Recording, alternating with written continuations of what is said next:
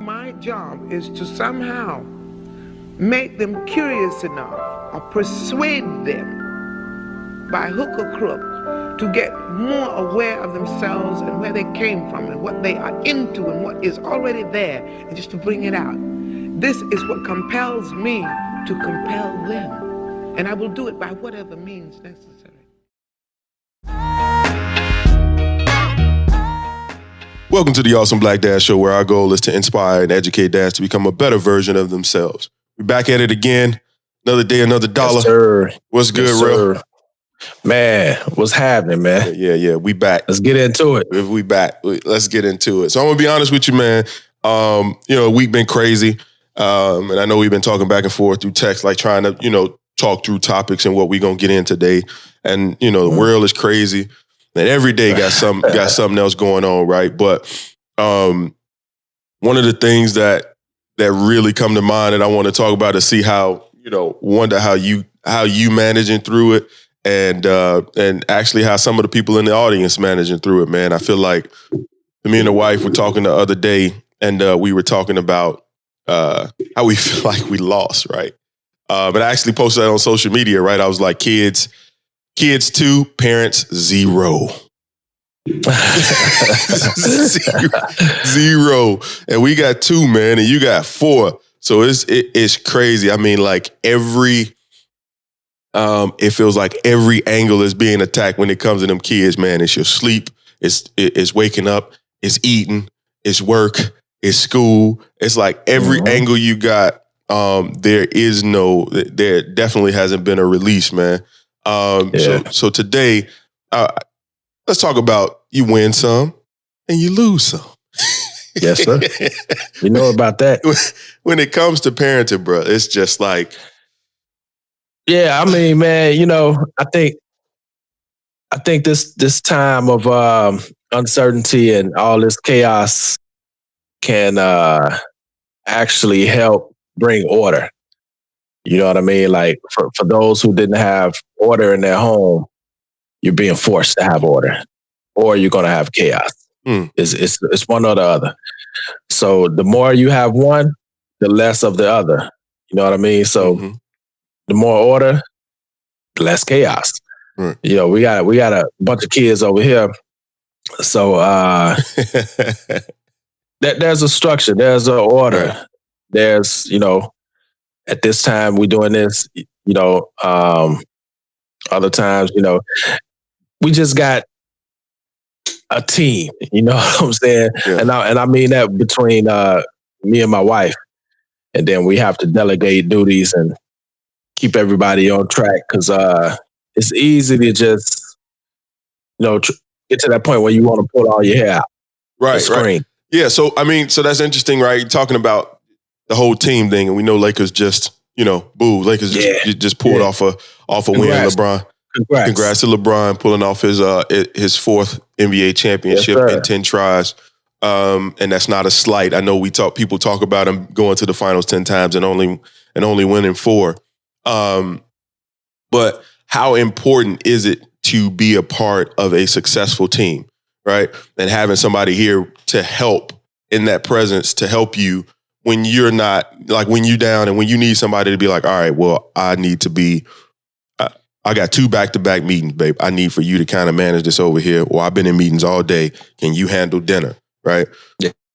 And one of the things that is lost on us today, and I see conversations about, what's like how people are managing, the idea of roles is kind of going away. Supposed to do what? Yeah. It's like we're not supposed to have them, right? And in terms of like how people are having these conversations, people don't want to be locked down and put into a box. But when it come to raising a successful, raising a family and having a successful household, I think it's imperative that you have roles. Yeah, I'll take out the garbage. You wash the dishes, right? Right. So I agree with that. Yeah. I would also add that it's for me, for us, right? It's even more imperative that we be flexible in those roles. Like for instance, the other day, she humping all day, and I'm out in the field all day. Yeah. But I know when I get home, she was still going to be going. So who got to make dinner? Who got to, you know what I'm saying? It's almost like it can't be the same person every single day Yeah. because how we work is, or how our hustle is like, it's kind of, you know, it's like a basketball game. Yeah. Just like we got done watching LeBron them one game it's AD Mm-hmm. getting off. The next game is Rondo getting off. Right. You know what I mean? So it's kind of like you got to be flexible in those positions to say, hey, you got the hot hand, you do that. And almost unspoken. It's like, you know what you need to do. You know what should be done. I think if we get into the mindset of this is my role, this is your role, when it comes a time where a person can't do that, what are you going to do? Are you going to step in to help, or are you going to just say, well, I know you got a lot going on, but you still need to take out the garbage. Right. That's your job. Yeah. Yeah. It all rolls back to back. I think it all is a delicate balance, right? It's important to know your position, but it's also important to know when it's time for you to kind of grab the wheel and drive, right? Yeah. Absolutely. We're gonna wind up doing things that we are not like happy about doing, but it is absolutely out of our control. And being able to adapt. And so one of the other things that I feel like is a good skill in terms of parenting is being comfortable with change, right? So if you're relinquishing some of that control over certain scenarios and just being able to adapt, right? And sometimes it's just like it gets overwhelming. Yeah. I mean, one of the big things we try to teach the kids, man, is, you know, when you first start telling kids or teaching them how to clean up or whatever, right? Yeah. And it's always one that's just like, I didn't do that though. Or I didn't make it messy. Or it's like, you try to teach them that even though you're either part of the problem or you're part of the solution. Mm-hmm. You know what I'm saying? So, and that's how I always try to teach them. So even though you didn't drop that or make that mess, you see it. Yeah. You're obligated to clean it up. Yep. Because it's part of your community. Yeah. Point. Yep. I am doing I'm having the exact same conversations, and actually I've implemented some things, and I will be the one to admit that I am not always consistent. And it's one of the things that I need to work on for myself. But absolutely, I have this. We got this chore chart because I want to teach them about money and how to save and all this stuff. So we have these chore charts for them to do, and they come up with their own goals. They put those goals out, and then they have chores that they have to do that can earn them money. And then they have chores that they have to complete as a part of the household, this tribe. You are responsible for the place where you lay your head and you squat. Yeah, absolutely. You know what I'm saying? Like, you are responsible. You're not getting paid for making your bed or brushing your teeth, bro. Or, you're not even getting credit. Right. That's what you're supposed to do. Those are things that you are supposed to do, and that is a responsibility. And you should hold yourself accountable for those things. So it's absolutely important that we do. We kind of instill that in them, and what it has done, it has made me kind of evaluate, like, what am I doing as a part of this community?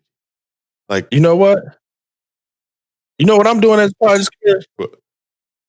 I'm getting hot, man. I don't know why I cut the heat on. I don't cut the heat on to December 3rd. Oh, that's insane. They got a gift. They got a gift this year, man. I'm like, ooh. I got a gift. Hey, so man. I came on with a long sleeve sweater and a sweater over that. I forgot I cut the heat on. Hey, man. I'm used to it being off. Hey, I understand trying to control the temperature in your house in certain ways, man, but bro, some people, man. Hey, man, cut it out. What is the big thing? What is the big thing about us in Chicago about, man, I ain't turning the heat on until November 15th. I'll tell you what. I ain't got time to put it up, but I'll show you the heating bill from last year. That's what it is. That's the big thing, isn't it? Therm. What they charge for therm. Hey, when it's cold outside, man, cut that switch on, man. Cut it on. Check it out. We got winter clothes, like you said. We stay in Chicago. Sometimes you got to wear them winter clothes inside. Inside? No. No. Yeah. No. Listen. No. At any given time, my wife has on like a little sweater, maybe a hoodie, and on top of that, her robe.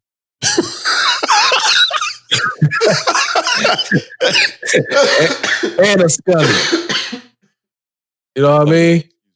Yeah. Straight up. Yeah. Nah, man, that's insane. Stop it. Okay. You want to be comfortable. Whatever. If you can't be comfortable in your house, man, where can you be comfortable at? Right? I ain't saying, I'm not saying tropical, bro, but you gotta be able to. I'm sorry. No. Who's comfortable walking around in a hoodie and a robe? You're warm. That is so uncomfortable, man. Hey, where we living at, man? We have to contribute to the community, man. That's not contributing to the community. The community is keep the bills down. If you want talking about a few days in the fall, right? So last week it was 60 degrees, right? I mean, well, between 65 and 70. So that's comfortable for Chicago, right? And so the days fluctuate. When it drops to 50, cut the heat on. Hey, man, this dictatorship is not going to work, man. That is not a part of the community. How are you? Well, it's not a dictatorship. If they can learn how to cut it on, I'm sure they will. Oh my God! You have a magic way for cutting your heat on. You've triggered. You Jimmy rigged it. Nah, I just know how to do it. You gotta light it and all that stuff. So you blow out the pilot. What are you doing? Yeah, man. Cut it all off. You ain't finna hit no button on me. Hey, this is insane, man. You need an intervention. Survival. Teach them to survive. The next episode is going to be an intervention for you, man. You need. They'll be happy for that. Yeah. I cut it on early this year. Yeah. I'm glad. Thank you very much for not freezing your family, man.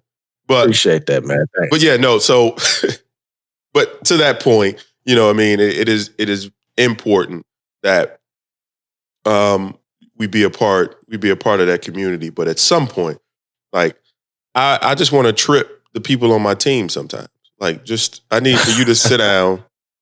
I can't, like, today. So my goal next week is to win, like, at all costs. I'm pulling a Michael Jordan, The Last Dance, at all costs. My goal is to win. Right. Right. So they better look out. And I don't mean that in any kind of like negative way. I ain't walking around here hitting people in the head. But it's just to a point to where even like with the e-learning, the kids they found a groove. They know they know the points in which they can kind of push their parents' buttons, and they push them. And they push them. And they push them all the way to the edge. Not next week, man. Not next week. It's not happening. Yeah. Between e-learning, between working, between the various things. We're talking about the people that are married out there. Mm-hmm. From that perspective, you got the marriage, you got the kids, you got the household, you got the jobs, you got all this craziness that's going on outside of the house. You got so many, things you have to juggle and hats you have to wear now. So, like I said, that order, man, you sit down and come up with a game plan. Because like me and you, we can play 2-on-2 against somebody and we can just go freestyle, or we can look at him and be like, okay, he's slow, he tall, whatever. You get him on the outside so I can get the rebounds. You know what I'm saying? Like a strategy, which works better. And I think a lot easier when you're trying to accomplish something. You know what I mean? Yeah. Like you said, if you want to win, like you said, next week, you win about. Sometimes you have to be that jerk. Yeah. I'm always the jerk. You know what I'm saying? Well, that's clear. I'm always walking around sit the family down and be like, look, because we literally have family meetings. Mm-hmm. Nobody calls them but me. But we sit down. We have a little circle. Everybody has their input. Mm-hmm. I go on my rants. Yeah. And we come up with a solution and we work it. Well, let's talk a little bit. That's interesting. Let's talk a little bit about that, though. So you and your family sit down and meet regularly about family topics or any. And one, let's back up. Is it regular, or is it when you fed up and you like, all right, it's time to talk. Everybody get in a circle. Well, a little bit of both, because anytime I'm fed up, we gonna have a meeting. And that's pretty frequent. But yeah, I would say it's frequent. It's a normal thing. Just send out the word through the house. Family meeting. And everybody just come down after a few minutes, like, what we gotta talk about now. Right. And it's different. Sometimes it's just a little quick Bible study. Sometimes it's just something that, the wife and I want to talk to them about, like influences, child influences or things that we feel they may be going through, that they may be exposed to. Mm-hmm. We want to bring some clarity to it. Okay. Yeah. And from a perspective of success, like how do you feel? I mean, obviously, I would imagine you feel like it's been successful in your household. But what do you feel like those conversations do for you and your family? I can tell if it's been successful if they ask questions, which means they're listening and they're actually thinking. Right. So when they ask questions regarding whatever subject that we're talking about, they actually have questions, and then the meeting just goes to a question and answer type of thing. Yeah. You know what I mean? And I think it's successful when they begin to open up about what they may be going through, or an instance or experience or whatever. Yeah. That to me is the success part. No, yeah, that sounds like success, and you're not the dictator that you make yourself out to be, man. You actually sit down and listen to the comment. I actually joke, but they don't listen to me. I can't. No, I said you listen to the comment folk, right? You're not just. No, I'm saying like the family doesn't listen to me, so I can't be a dictator. So I sit up here with this tough person. They don't listen, man. They don't listen. Yeah, but yeah. Yeah, I mean, but just on the topic, I mean, I think that is kind of what winning looks like, right? You find a problem and you apply a solution. And sometimes your solutions don't work, but you got to keep at it. I know that again, consistency is very important. My wife and I have conversations, and I went as far as like putting stuff on our digital calendar so we get notifications to have conversations. But that notification comes up on my phone and I look at it and I'm like, yeah, not today. We're not doing it today. So, it's been a bit of a struggle or a challenge when it comes to, one, being consistent, and two, finding solutions to some of those problems, especially during the pandemic, right? Because with what's going on with the pandemic, it's new for everybody. And everybody, and it looks like you've frozen.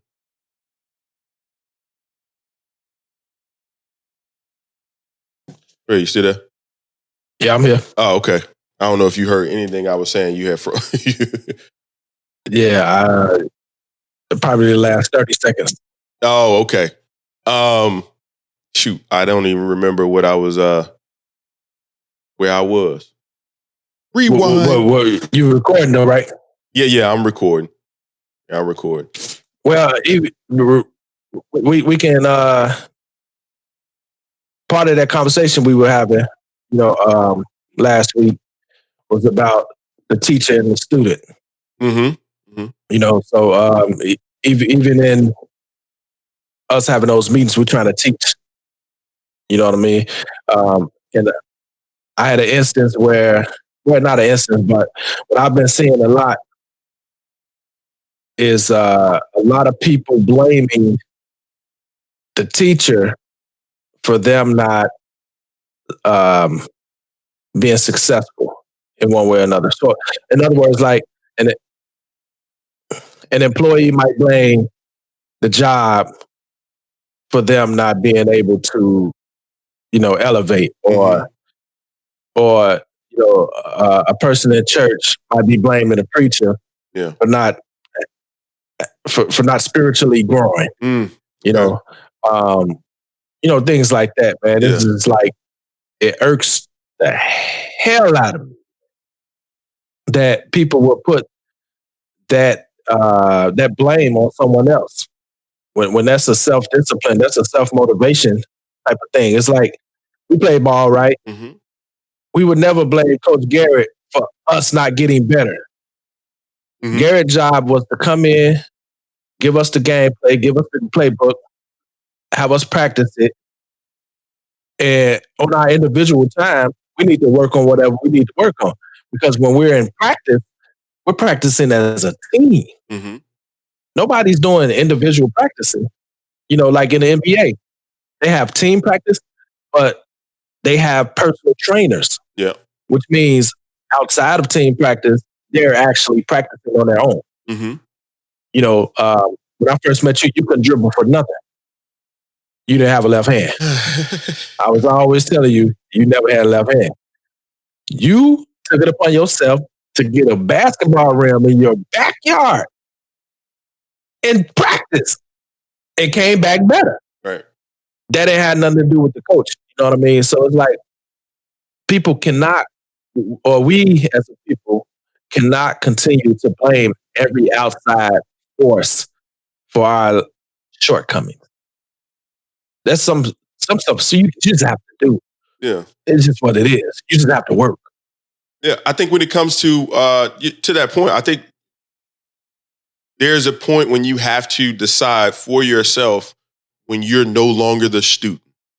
Right. And when you're no longer the student, the outcome of your decision making, because that's effectively what we're talking about, right? Because life is just an aggregate of our decisions.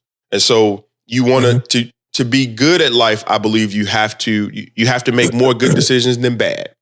And we all make bad decisions. We just hope that we get to a place to where we're making better ones and when we start to make more good ones than bad ones. But once you make that transition from student to teacher, because everybody needs a mentor, even at the age we are in the life that we're in, there's still people that have wisdom that we have yet to acquire, but we're looking for that. So we talk to people to try to figure out. So we don't make bad decisions. When you when you make that transition to becoming into that teacher role, like you have to accept what the outcome is, right? Right, wrong, or indifferent, good, bad, or the ugly. Like you have to accept it. And once you do that, and I will admit that even in my adult years, there has been things that it has taken me a longer period of time to accept. I mean, it's one of the things that my mom has always told me, that is effectively her mentality. Like why do you have to, I'll talk about, I've always had the conversation about like, when there are issues, you need to go back to the root, right? And find out what the root, find out. And she's like, why? Do you know what it is? Like, do you know what that thing is? Right? Okay. Yes, you know. Do you like it? Yes, no. No?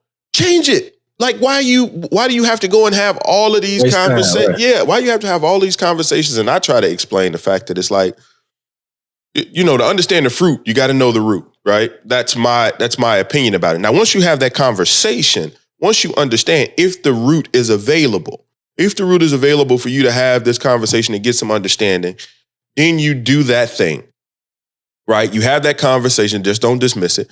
And then you make a solid decision about what you want to do and how you want to lead your life, if that's available, right? But it is absolutely powerful in the times that I have made the decision to take accountability and be responsible for my actions and the outcomes. Things have been better for me. It is definitely a mindset flip. And once you start thinking like that, things happen a little differently in your life, right? Like people have less, I think what it is people have less, you give people less power over the things that go right for you and wrong for you in your life. And it's very important, I think, for that. So you're right. You say it burns you at the core when people, one of the things you were mentioning, and I want you to kind of unpack a little bit, is like when you talk about how people in the congregation think that the pastor isn't responsible for the congregation's, the individual's spiritual growth, right? And so what do you mean by that? Because I want to tie that to... because we've been having conversations, my wife and I, just every now and then about, people leaving the church. So it's not just in particular our church, it's the church as a whole. Like over years of going to church, you see people church hopping and blaming the preacher, saying I'm not excelling, so to speak. So with that, I've always felt like, even before I got really deep into studying the word, I always felt like, how could another man be responsible, or a woman be responsible for your spiritual growth? You know what I mean? That's something that it's like the preacher shows up. His job is to relay the information, just like a teacher. A professor or a teacher shows up. They present the information, right? What you do with that information is on you. The teacher does not call you at home and make sure you're doing your homework. They don't call you and make sure you're studying. You know what I mean? That's where that self-discipline begins to build. So when that student fails because they didn't study, right, you can't blame the teacher. You had the information. Yeah. You know what I mean? So in the same breath, I would say you cannot blame the preacher because you're not spiritually growing, because you didn't take the time to go home and study the stuff on your own. Same thing that I just said with you. You took time to get better on your own. Then you came together when the coach came and gave you the information. You knew what you were weak at. You knew what all of us did. We all had our self-discipline outside of, practicing with the team. Yeah. I knew what I was working on. You know what I mean? I knew what I was weak at. Yeah. Right. I worked to strengthen that. So it just bothers me, man, that the mentality of, especially adults, when men and women alike. Because if they're adults and they still think like this, it's almost like, yo, you've been doing this for years. Yeah. So the kids, we should actually get them early. And that's the point. Don't do that. That's exactly what I was sitting here writing down as you was talking. I was sitting here writing down the thought that came because I didn't want to lose it. So I was like, in that thinking, is it our responsibility as parents to, should we be evaluating our kids' weaknesses and then providing them with information for them to improve on those things and grow? And I don't mean holistically, I mean as a part of our parenting. Is that our job to identify those weaknesses and then help them grow? Because I find myself a lot of times identifying things that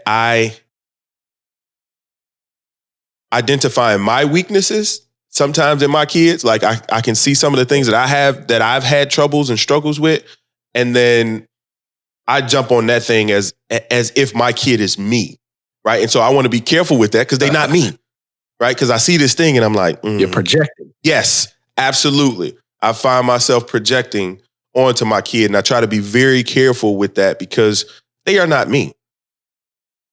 Right. What's a weakness for me may be a strength for them. Like I don't want, I got to be careful with that. So to the point, so I'm not rambling on.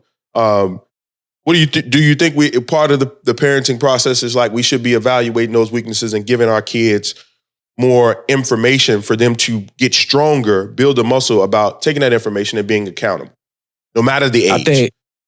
I think recognizing that weakness is very important. For me, what's even more important is kind of subtly giving them or strengthening that weakness. For instance, I know over this time, the kids are really into electronics, right? Yep. Like it's like taking control of their life. Yes. So I believe that's a weakness, but I don't tell them like, that's your weakness, whatever. What I do is I just subtly fight against it. So like I might play Connect Four and checkers with them for hours. Yeah. What I'm doing is I'm indirectly, or to them, I'm taking away from that electronic power hold that's over them. You know what I mean? Yeah. So it's like we might do something different. You know what I'm saying? We might either play a board game or they up now, boy. They up. It's on and popping. They winning.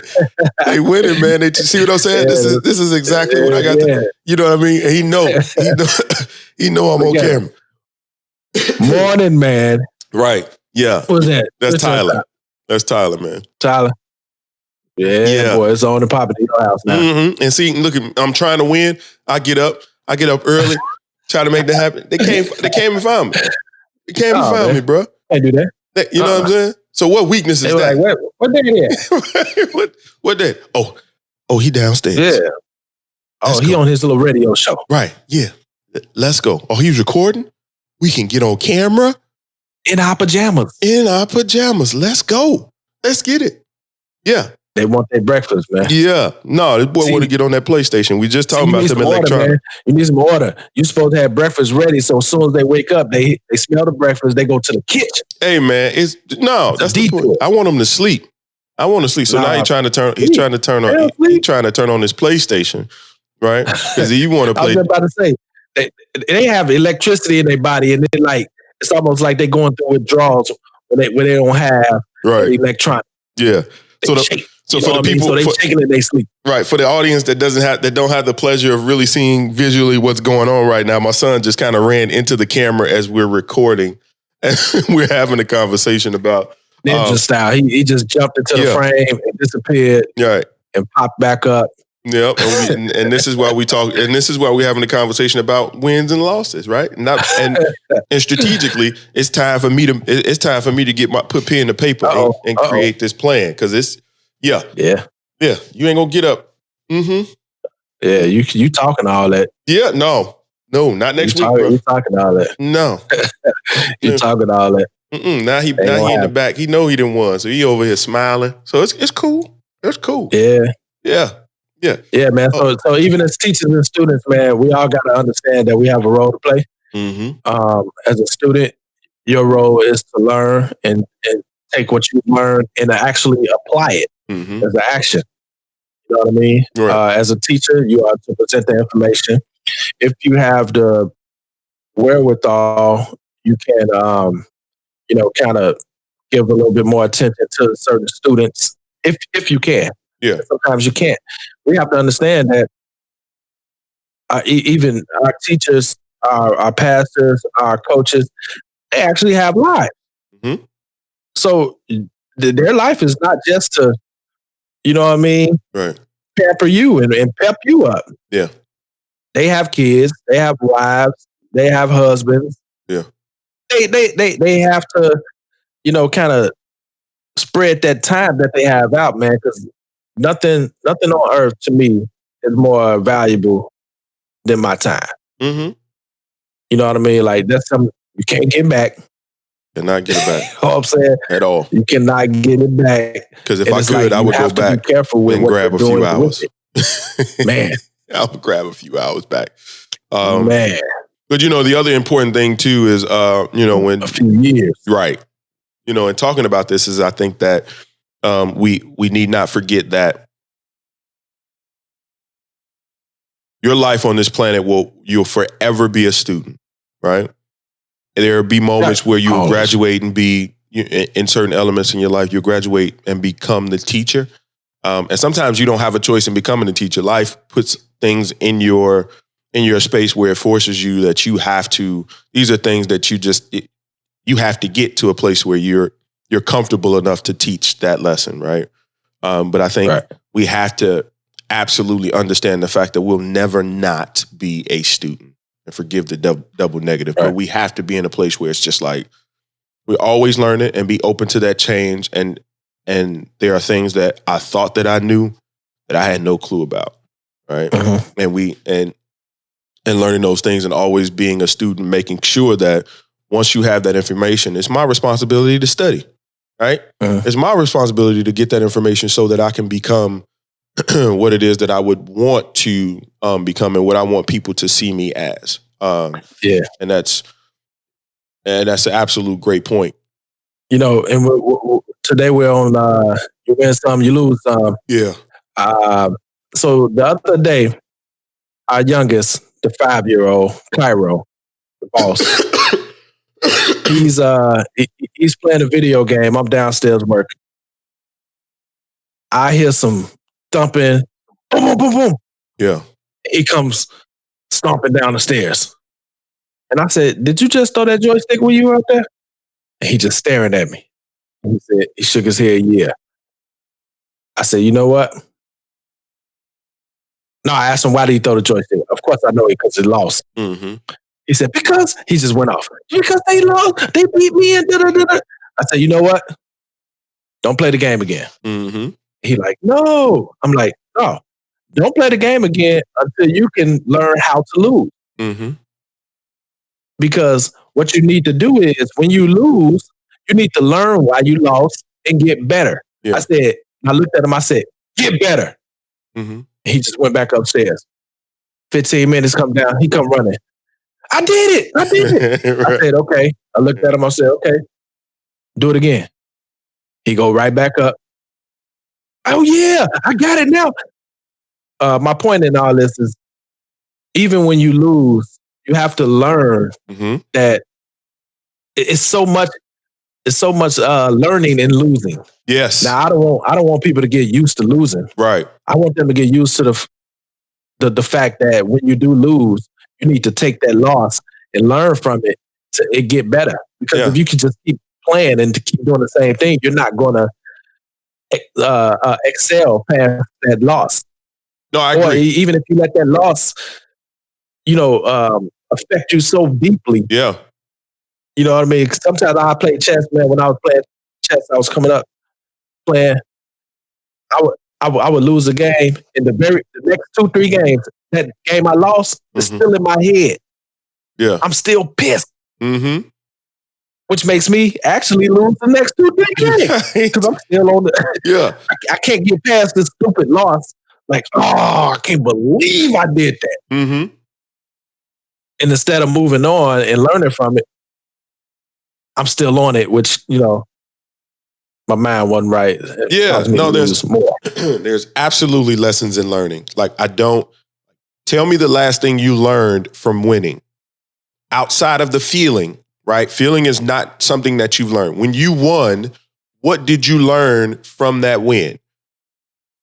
Only thing that you know is that to get to that win, you had to lose a couple of times to figure out how to get to that win. And to get to the next win, right? Whoever that next person is, even if we're talking about chess, you play me, you beat me. The next person above me, you might have to lose in between to figure out how to beat that next person until you reach that top level, whatever that is. And so absolutely you have to get to a place that you treat learning losing as a part of the process. Not that I'm talking about like get comfortable with it in a way that's, I'm not going to work and I'm not going to take responsibility. I'm not going to go in the gym and work on getting better. It's okay to lose. No, just understand that you have to lose to learn how to win. It's a part of it. You don't get to winning without it's a huge losing. Opportunity to learn. Yes. That's how you do it, right? It just so happens that a failure is tied to learning, right? So that failure is the negative connotation that people don't like. But failing, if you talk to billionaires, or at least, and I haven't, but if you talk to them in terms of like, I've seen interviews and people have interviewed them and asked them about, like, they've had to go through a ton of losses and a ton of failures before they became a billionaire. They didn't wake up like that. Right.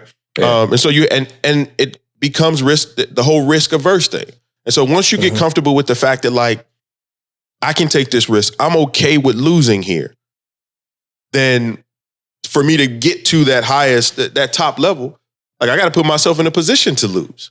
And so, we go through the same thing. So that's one of the reasons why, at least from a competitive perspective, like playing those games, I allow some of it because it creates that environment. It creates the environment for that child to like, man, I know what losing feels like. I can't imagine raising my kid in a space where every time they fall, I'm there to catch them. Like they never understand what it feels like to hit the ground hard after tripping because every time they fall, I'm like, oh, wait, nope, I got you. Right. And then they're 21, and then they fall and they like lose, like they don't know, Lose their mind. lose their mind, right? They can't operate in the What is world. this pain? Right. What is this? I don't know how to, you know what I mean? So they got to What am build I that muscle. feeling? They have to build that muscle. So I absolutely believe that it's our responsibility to create some of that. I was listening to interview Mark Cuban did. Mm-hmm. I was listening to it yesterday, and it was about business. But what I got from it is that as a father, as a Black father, if you're able to manage your family, you can run a successful business. You know what I mean? Like, Mm-hmm. seriously. Mm-hmm. Like, because to me, if I were to look at my family like a business, you got different personalities. Mm-hmm. All these, the kids have different personalities. They got different, weaknesses and strengths and just who they are and what they think. You're dealing with all these emotions. And you also have departments. Mm-hmm. One kid is better at this. One kid is better at that. Now, here's what I don't believe in doing with the kids. Mm-hmm. Because, we have one daughter. Mm-hmm. We don't believe in, like, the daughter does, like, girly things when cleaning up. For instance, like, she only washes dishes. Mm-hmm. No, you gonna clean that bathroom. You gonna Right. Everybody gonna learn how to scrub the toilet. Right. You're not into that gender. You're not into that gender specific role situation in the household. Like you have to contribute no matter what. You have to at least know how. Yeah. Yeah. We might not call on you to do that all the time, but you need to know how. Mm-hmm. You know what I mean? So we try to raise them all saying nobody's really get that Kawhi Leonard treatment. Right. Yeah. Yeah. Nobody's being pampered. You need to know how. Yeah. Can't grow up expecting that. You need to put you need to experience that filth, that grimy. Mm-hmm. Yeah. You have to have this idea of nobody does it alone, but you have to have a certain confidence about what it is that you're doing, that you could, if need be, at least attempt to do that thing, right? So I'm getting rid of the fear of not knowing, and not just the fear of not knowing, like understanding that if you don't know, going and find out, figuring out how you can know, right? And that's the responsibility of the student. Like I present you with a particular part of that team builder. Yeah, yeah. So it's absolutely powerful in that way, man. And it's just crazy that we're here now. And growing up as a kid, it's just like some of the things that your parents try to teach you about life. It's just like stuff goes completely over your head. It goes over your head, right? And then you have these epiphanies and these revelations, and you're like aha moments. You're like, oh, that's what they was talking about. That's what they was. And you're like, I get it. I get it. I wish I'd have got this years ago. I'm telling you. And every time I had that moment, I call my mom. I'd be like, I got it. I get it. Yep. You were right. I did not understand. I didn't want to hear it. And in that, we're talking about wins and losses. And sometimes you have to, even though when it comes to our kids, even though we don't want them to take that L, we have to allow them to take the L. So there are times when my mom has tried to tell me stuff to do, and she's like, I don't think you should do that. I think you should just, this is what I think you should do. And then we go back and forth. She's like, all right, I'm hands off. Go ahead. Do that thing. Right. And then sure enough, fall on your face. Sometimes you got to get out the way, man. You just move. You know what that reminds me of? You know how we watch movies like Jaws or whatever? Yeah. We can see the screen, and we've seen so much happen, or so many Jaws type of movies that we kind of know what's going to happen. Like me and the wife was watching Jason the other day. Is it called Jason? Yeah, Jason. Yeah. I know what you're talking about. I know that's the character. I don't know if it's. I can't remember if it's the horror movie is actually Jason. Friday the 13th. No, that's Freddy. I think. Oh, that's that's Freddy. That's Freddy. No, Nightmare on Elm Street is. Oh, Nightmare on Elm Street. We old as hell. Hey man, look, I don't watch some horror flicks no more, man. It's Friday the 13th. Yeah, man. right. Yep. But anyway, Halloween is Michael Myers, right? Yeah. Okay. Yeah, that's Michael Myers. Yep. So we watching the screen, and the girl goes off on her own to go pee in the woods. Right. And we like, yo, don't do that. Don't do that. Don't do that. It's almost like our parents have that type of that type of view with us. Like, yo, they know they've seen so many. Yeah. It's like, don't do that. Don't you? I can see what's gonna happen. Right. I ain't got to write the script to know what's gonna happen. Right. You don't want to go pee in the woods. Right. Right. You want to go with your friends. Yeah. You know what I mean? Yeah. Inside.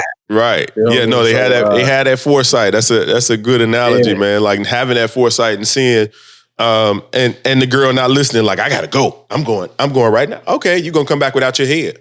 There's no one out here. Okay. All right. All right. All right. We'll see you later. Now she butt naked, bloody. Yeah. Yeah. Because Jason done got to her. Jason. Jason was brutal. Yeah. No. You know, the only thing I didn't like about Jason? What's that? I could tell he didn't have kids. Yeah. I didn't like that. This is weird. I don't even know why I'm saying this. Jason didn't allow people to put their clothes back on before he killed them, man. Like, I know it really don't matter. Yeah, that really don't matter. I don't even know why you even thinking like that. Yeah, I don't even know why you thinking like that. Like, what is like? How is that even a thing? On, man. Let him put a shirt on. Can he get? No. Can he at least put his drawers back on? No. Oh, he's supposed to be a polite, considerate murderer. Just wait. You've been waiting all this time. No, you done waited until they took their clothes off. Right. That's when you're the most vulnerable. So yes, he's waiting. Got him there. Nah, why are we having this conversation? That is weird. I don't know, man. That is a weird moment. Audience, let's skip through that. Whack. That is. I don't. Yeah, that's typical real. I don't know where that came from. No. Yeah, I don't know where that came from. Get out of your head with that one. Boy. Get out of That's a left field moment. Get out of your head with that one, man. But yeah, that's definitely a left field moment. But yeah, so we're about to get to a place where we're wrapping up, man. And at the end of the day, for those out there listening, for our listeners, man, just know that I know that everybody that is listening has had their moment, especially today, has had their moments of losing. And you're not alone. There are people out here losing as well, but we're here to tell you that there are absolutely ways. We've dropped a few gems and a few nuggets in here where you can take some of those things and apply them to your life when it comes to your family, how you can begin to kind of make some slight adjustments so that you can get some wins in your column, getting that win column, man. So we ain't about continue losing. We want to get some people in that winner's circle, right? Right. So don't be down, be encouraged. And get back in the game. You are the coach and you are the player of this game called life, man. So get back in the game. There's enough information for sure. It's this thing called Google, right? And where you find yourself losing, there's strategies that people are going through very similar things, and you can apply them. Not everyone will work for you, but at least you're in the game and you're trying these things and you could check it off like, yep, nope, that didn't work. Having a circle conversation with the family didn't work. So let's have an individual one. Maybe that'll work. Right. So let's get out of the loss column and get in the win column, folks. Right. Yeah. Word. Yeah. Hey, I just want to quickly shout out, on the way up here to do the podcast, ran into a good friend of ours, Crystal Crutchfield. Mm-hmm. She's a good friend of the show, and myself and my wife. Mm-hmm. Her mom, she went out of her way to tell me her mom listens to us all the time. What? Yeah. Shout out moms. Kathy Walton and husband. We love y'all for listening. And everyone else who supports us and listens and gives feedback, man. Much love to y'all, man. Much love. Right. An awesome salute to y'all. We definitely appreciate the love and support. Man, that's that just, it makes me feel so good. I'm almost at a loss for word, right? Because just to be completely transparent, man, when I started this platform, man, I felt like I wasn't necessarily concerned with the number of people that would listen, right? I was just really concerned with the one that it would help. As long as the conversations that we have and the interviews and the people that we talk to and allow people to share their stories, as long as the listeners, as long as there was one person out of that listener, the viewership, that found something good and was able to change something, I'm happy. Like that really, really makes me feel good, man. So I'm glad that what we're putting out here is inspiring and impacting people in a way where they can either have conversations with their family members or start to make some adjustments in their life where they do some things a little bit better. So that's powerful, man. I appreciate it. Shout out to the family. We appreciate y'all. Yes, sir. Awesome. Salute. So we're wrapping up. Appreciate y'all for listening. Catch us on all the platforms. Sorry, all your audio platforms where you're catching your podcast, your Spotios, your iHeartRadio, wherever you're getting this information. You can find us on YouTube as well. And if you're looking for anything else that we got going on, check out awesomeblackdads.com. We have a website. Yep. We got some more awesome things coming through for you guys. So stay tuned, keep listening, keep watching, and share. Talk to your family, your friends, pass the link over. You know what I mean? We definitely would like more people to check out what we got going on, for sure. Yeah. Continue being awesome, people. Yep, continue being awesome. 1.